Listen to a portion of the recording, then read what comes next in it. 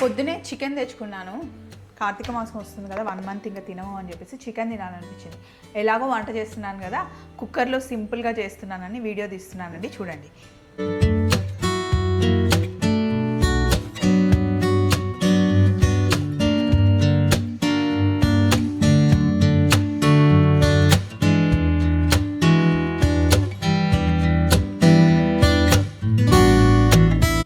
ఇదిగోండి, ఫస్ట్ నూనె వేసాను. నూనె కాస్త వేడెక్కిన తర్వాత బిర్యానీ ఆకు, 4 యాలకులు, సాజీరా, లవంగాలు, చిన్న అనాస పువ్వు వేసి కాస్త ఇవి వేగుతూ ఉన్నప్పుడే ఇందులో ఉల్లిపాయలు వేసేసుకున్నాం.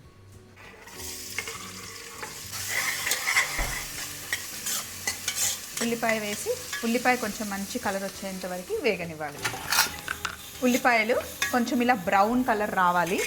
వచ్చిన తర్వాత ఇప్పుడు ఇందులో అల్లం వెల్లుల్లి పేస్ట్ 1 స్పూన్ వేసాను అండ్ పసుపు వేసి మంచిగా మిక్స్ చేసుకోవాలి.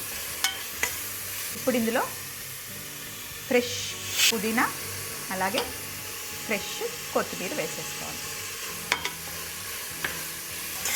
ఈ ఫ్రెష్ పుదీనా కొత్తిమీరతోనే మంచి రుచి వస్తుందండి. ఇవి 2 మటుకి అస్సలు స్కిప్ చేయొద్దు. ఇప్పుడు ఇందులో ముందుగానే చికెన్ని కొంచెం వెనిగర్ వేసి వాష్ చేసి పెట్టాను. మ్యారినేషన్ ఏం చేయట్లేదు, డైరెక్ట్గానే వేస్తున్నాం. ఇలా మ్యారినేషన్ చేయకుండా డైరెక్ట్గా వేసే చికెన్ ఎప్పుడు చిన్న చిన్న పీసెస్ కొట్టించాలి. పెద్ద పీసెస్ అంటే లోపలికి మసాలా అసలే వెళ్ళదు, ఎందుకంటే మ్యారినేషన్ చేయలేదు కాబట్టి. ముందే మ్యారినేషన్ చేస్తే ఎంత పెద్ద పీస్ అయినా కూడా ఏం కాదు, లోపలికి ఉప్పు కారం వెళ్ళిపోతుంది. దీన్ని మంచిగా మిక్స్ చేయాలి. ఇప్పుడు కాస్త వేగనివ్వాలి, చికెన్ కొంచెం వేగాలి, లైట్గా ఆ పచ్చి వాసన పోయేంత వరకు. ఈలోపు మసాలాలన్నీ తీసి రెడీ పెట్టేసుకోవాలి. ఇందులో కారం వేస్తున్నా. ఇప్పుడు ధనియాల పొడి, ఒక 2 స్పూన్ల కొబ్బరి గసాల పొడి అండి. ఇది ఎప్పుడు మా ఇంట్లో రెడీగా ఉంటుంది. సో ఒక 2.5 స్పూన్స్ వేసాను. అలాగే గరం మసాలా. ఇదంతా ఒకసారి మిక్స్ చేస్తున్నాం. ఈ మసాలాలో కొంచెం చికెన్ వేగుతూ ఉన్నప్పుడే ఇందులో మనం ఒక చిన్న కప్పు పెరుగు వేసేసుకున్నాం. అలాగే కొద్దిగా వాటర్ కూడా పోసేస్తున్నాను. కాస్త గ్రేవీ చేస్తున్నాం అన్నమాట. ఇప్పుడు మనం ఇవన్నీ మిక్స్ చేసేసుకొని, ఆల్రెడీ ఉప్పు వేసేసాను ముందే.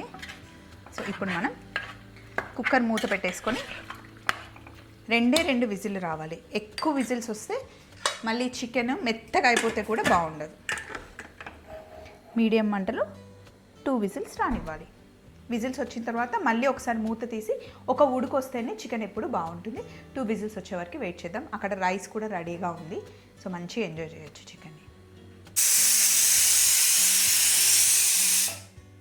కుక్కర్కి 2 విజిల్స్ వచ్చేసింది, బట్ ప్రెషర్ పోయేంత వరకు వెయిట్ చేయాలి. సో లోపల ప్రెషర్ పోయింది. ఇప్పుడు ఓపెన్ చేస్తే చికెన్. స్టవ్ ఆన్ చేసి మళ్ళీ ఇంకొక 2 నిమిషాలు ఆన్ చేసి కుక్ చేసుకోవాలి.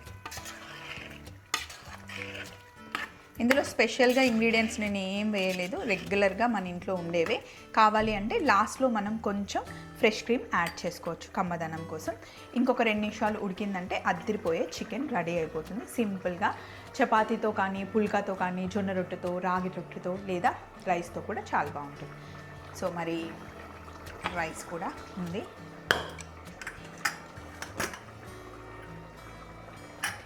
చక్కగా ప్లేట్లో పెట్టుకొని ఎంజాయ్ చేసేద్దాం.